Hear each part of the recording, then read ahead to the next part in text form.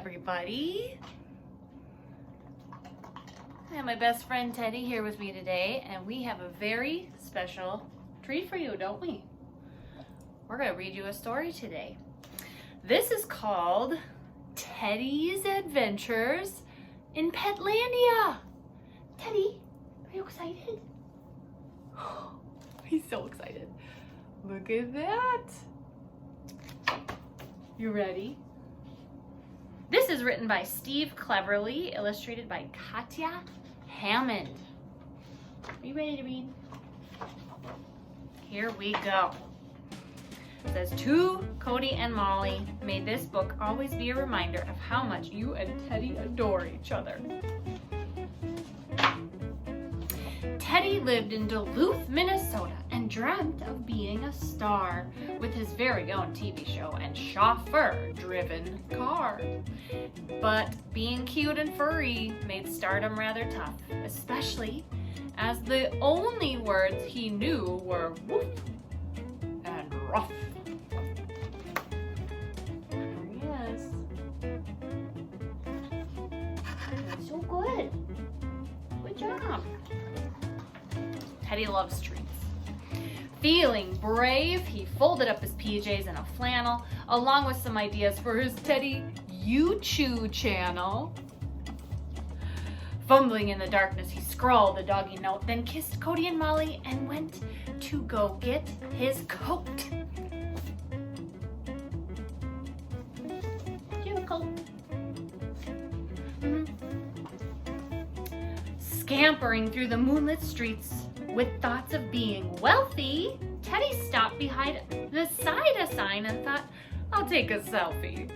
Pulling out his eye bone, he posed and took a snap, then headed to the airport while squinting at his map.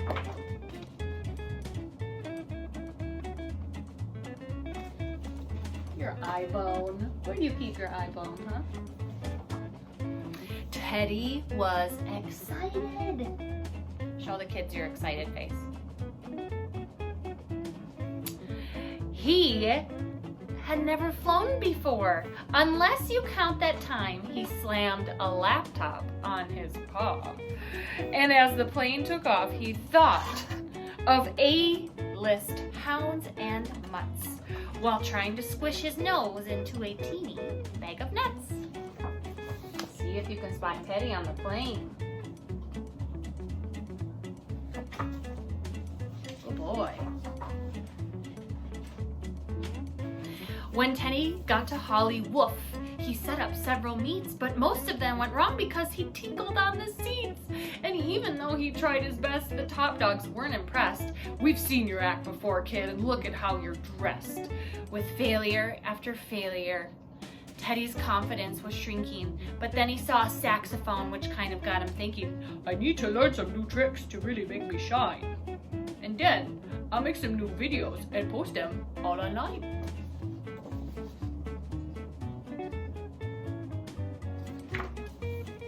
You're doing so good.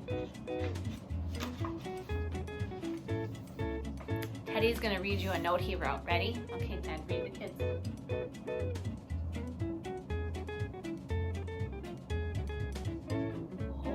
Wow, did you hear that? Meanwhile, back in Duluth, Minnesota, Cody found a note. Our dog thinks he'll be famous. Oh, what a silly goat. But suddenly Molly looked up and saw Teddy on the news. He'd become an online superstar with 50 million views.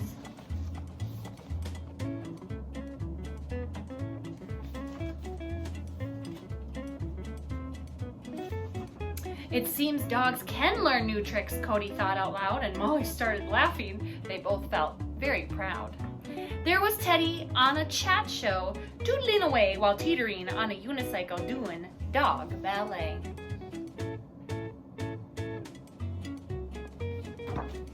You had a good trip out there, didn't you? Soon the world was going wild for Teddy's jolly tunes. You could even buy a storybook and see him in cartoons. He bought a doggy mansion and a limo and a yacht. He even met the president and partied quite a lot. What a party animal Teddy was.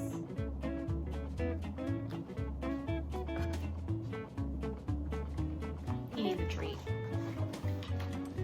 Other doggies lined up to shake Teddy by the paw, and scripts for pet-based movies came tumbling through the door. He'd sit and count his money while lounging on his throne, but when he wasn't working, he'd often be alone.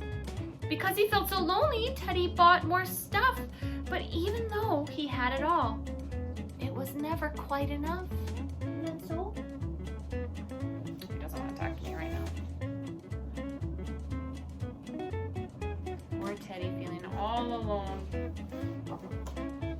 He tried some doggy yoga, which he thought might make him happy, but that just tied him up in knots and made him sore and snappy. Then suddenly it hit him as he chewed his oldest bone. What Teddy wanted most was to be snuggled back at home. Yes, he'd miss his fancy life, the palm trees, and his short fur. But none of that compared to cuddling Cody on the sofa.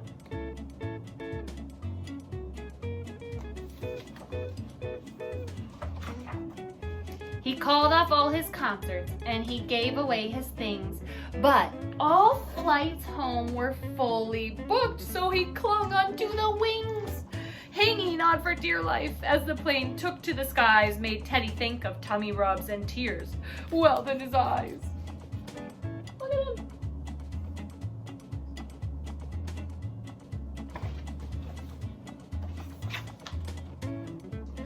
Soaring over Duluth, Minnesota, Teddy thought, I've had a hoot, but home is where the heart is, so I need a parachute. Fumbling in his suitcase, he found a sparkly gown, then used it as he leapt off to sort of slow him down.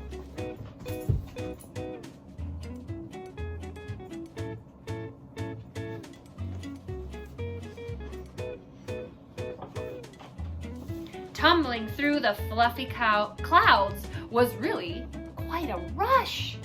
But Teddy had to slow down or he'd soon be doggy mush. Just then he saw a mattress dumped upon a roof, so he steered himself towards it and landed with a woof.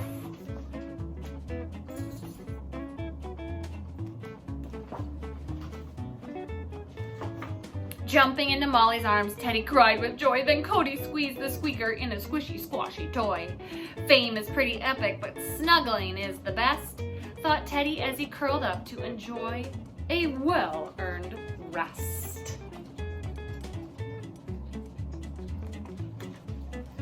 Teddy had to get down because he's getting a drink of water right now. Maybe you can hear it.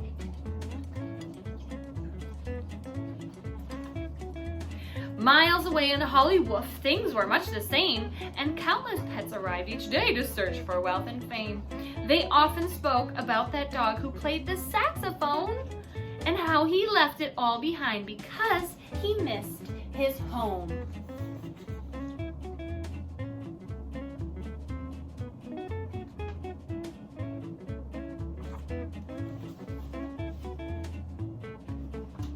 But Teddy wasn't bothered that he'd given fame the shove, because his trip had taught him that what really counts is love.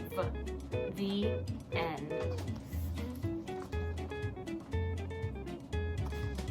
Thank you for joining us today and for listening to our story. Teddy came back and he wants to say one last thing.